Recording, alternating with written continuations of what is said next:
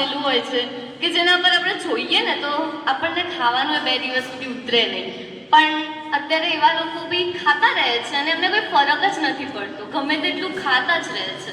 આપણે જોઈએ છીએ અત્યારે કે ટ્રાફિકથી જો કદાચ અકસ્માત થઈ જાય ને તો હોબાળો મચી જાય છે, નવા નવા નિયમો લાગી જાય છે. પણ જો અકસ્માત થાય છે, નવા નિયમો લાગી ગયા છે, અને જો કેન્સરથી મૃત્યુ કેટલું બધું થાય છે પણ એના પર તો કોઈ ધ્યાન જ નથી આપતું. કેમ નથી આપતું? એનું કારણ શું છે એ સાલું ખબર જ નથી પડતી. મેં મારો અનુભવ કર્યો છે કે જ્યારે કોઈ ગાય કે ભેંસ હોય ને એને જો તમે કોઈ પણ ખેતરમાં મોકલો ને તો બધું બગાડી જ દેશે ને. હા, કેમ કે ખાઈ જાય છે બધું.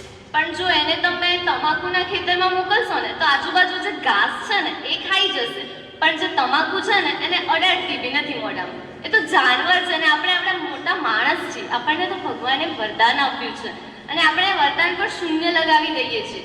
છેલ્લે શું થાય છે? કાંઈ નહીં, છેલ્લે તો મરવાનું જ છે. કેન્સર થાય છે, અનેક રોગો થાય છે તમાકુ ખાવાથી.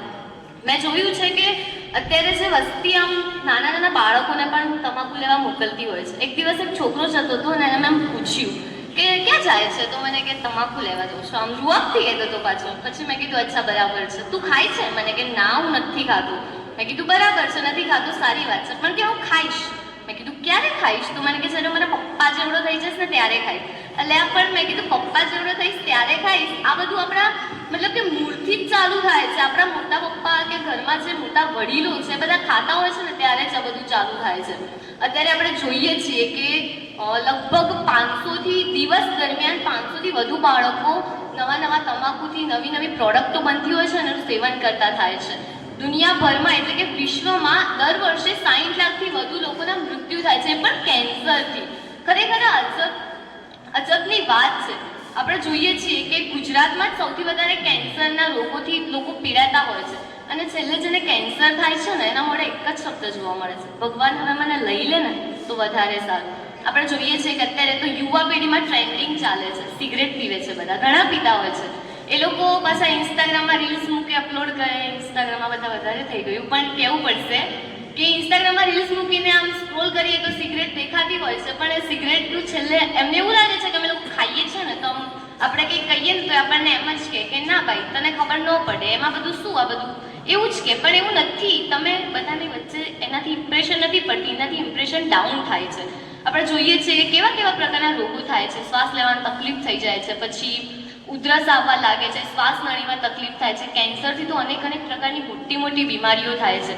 એને આ બધું તમાકુને બધું સેવન કરતા હોય છે. ઘણા એવું કહે છે કે મારાથી નથી છૂટતું. ના છૂટે જ, કેમ ના છૂટે? થાય જ છે.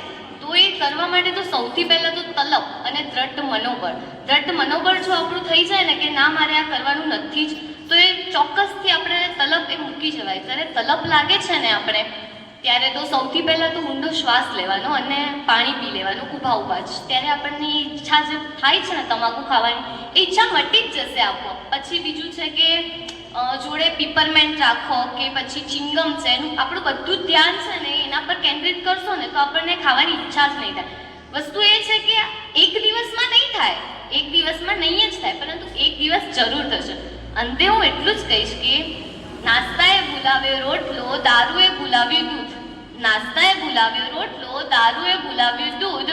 આપણે વ્યસનમાં એટલા બધા ઘેરાઈ ગયા કે પછી ક્યાંથી ઉગડે ભૂખ. જય હિન્દ, જય ભારત.